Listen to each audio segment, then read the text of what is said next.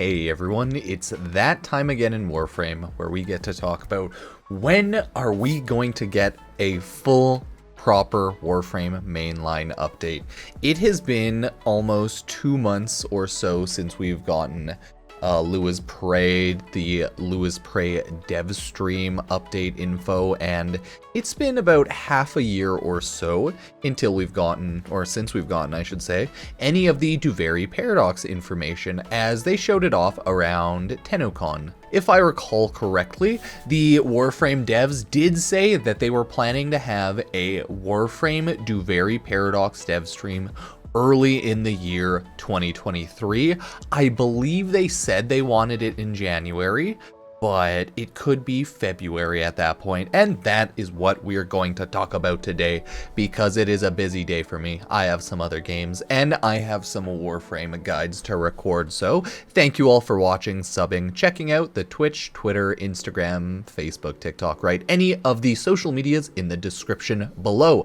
Thank you, Warframe Duviri Paradox, right? It's been a while at this point. If we go over here to Devstream 166, we can see that it was on November 28th, right? 2022. So almost 2 months back, but not quite, as it is the 16th right now. So hey, not terrible.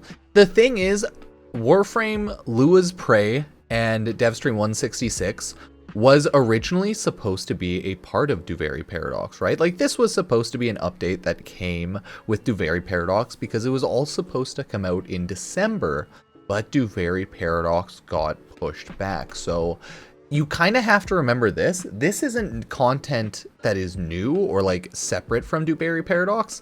This is content that was taken off of Duviri Paradox so that we could get something in December early. So it's just kind of a feels bad moment, right? It's something that should have come in December with Duviri Paradox. It should have been a massive update with a ton of things. Instead, our December update was 2 new nodes and a Warframe, which was fun and cool, and some, items, weapons, arcanes, right? It was fun and cool. It was just very minimal and definitely not a big update that would at all live up to like Duviri Paradox. So now we're sitting here wondering, when are we going to get Duviri Paradox, and when are we actually going to get the Devstream?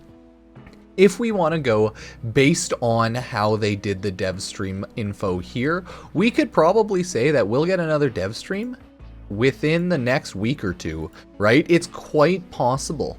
But knowing Warframe, right now we're at the stage where it's quite possible that it's the exact opposite. They push back the Devstream. They push back Duviri Paradox until it's, ready. Because as of right now, there's no technical Duviri Paradox date, and they haven't set any hard dates really, other than like early 2023, maybe January for the Devstream. So we're kind of in a pickle right now. Warframe has never been good at marketing comparative to games like Genshin Impact. I just want to compare them to Genshin Impact because they're so much better at marketing. They're so much better at always running events that at least keep people interested. And God, they drip market so hard so often, and they have like small lore dumps and events that it seems like that's always now going to be the ideal way to run an open world, open service type MMO, or just like an MMO experience. Constant events, constant drip marketing, and cool information. But the sad thing about Warframe is we very rarely get new information. We get like small in-game catalysts and small like Twitch drop events, but month to month Warframe doesn't have too much going on. So yeah, Warframe could work on that sweet drip marketing, as they've been essentially radio silence on any important info for like about a year. Or sorry, I guess I should say a month, but it's been a technical year, right? 2022 to 2023. Yeah, we all just like crave the drip marketing. If we see here, the Duviri Paradox trailer, it was last dropped, that's right, 5 months ago, Tenno Live, July 16th. So it's not like we haven't at least gotten the trailers. It's huge. It was a full 22-minute experience going over the roguelike, in theory, and Tenno Drifter experience of Duviri. if you don't know, it seems like at the moment we know that the roguelike mechanics of the game might be like you dying and then respawning at a checkpoint, along with your daily, weekly choice. Once you get to this section here, they show off a choice that you have to make. I think it's past this point once you do a little questy quest, right? This seems to be like their other roguelike choice that they have, where you get to choose buffs. Maybe that lasts for a day, for a week, who knows? But that seems to be what we kind of know about it so far, other than big stuff, cool things, right? Nice, there's melee drifter combat. So who truly knows what is going to happen with Duviri Paradox and when they'll let us know. 2 months before they actually had TennoCon, they had this cute little teaser for Duviri Paradox, and it was like nothing super new or super massive. It just like showed us some stuff. It was like, oh, nice. Because this was the teaser, right? This wasn't the 22-minute trailer. This was all what we were supposed to get in December 2022, but it seems like with crossplay, with cross-save, mobile, it looks like the development fell behind and Warframe just couldn't keep up their targets, and I'm not too surprised. Warframe's never been the best at all. They've actually been historically very, very bad at keeping targeted release dates and keeping promises, especially when they're so far out. I think Duviri Paradox has been pushed back like 2-3 times. I think Railjack was pushed back 2-3 times and then updated and then had to be fixed, and like, oh my god, so many things in this game have gone through that life cycle of been like announced ahead of time, the new war, then pushed back and released years later, where people like care a lot less about it, right? The hype has died down because you tease something that's taken 4 years to develop. It's crazy. It's a very, very bad development cycle, for sure. And then it releases. So I really hope Warframe can keep it together with this Duviri Paradox Devstream and everything, right? I really do.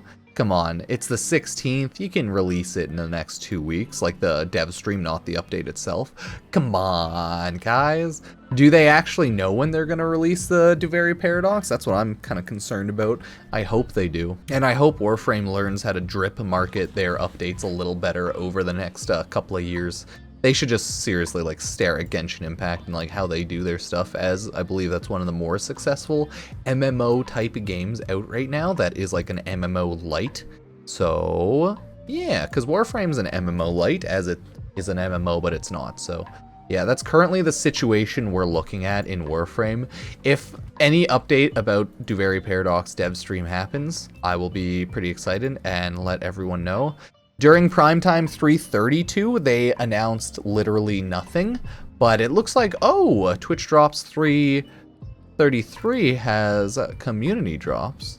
If it's it's a domestic drone, I'll make a separate video because this is sick.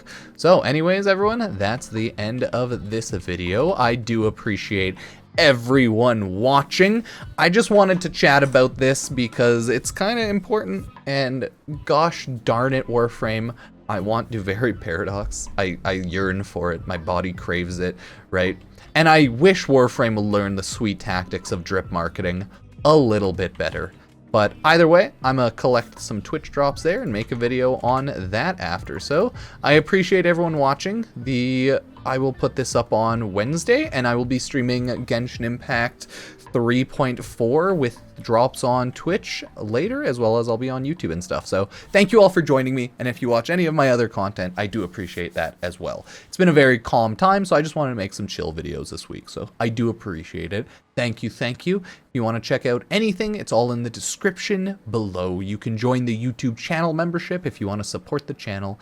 I think I have the cheapest membership is like $2 Canadian, so at least it's not too expensive. It's just a little help, so thank you. I appreciate it, and I will see you next time. Peace.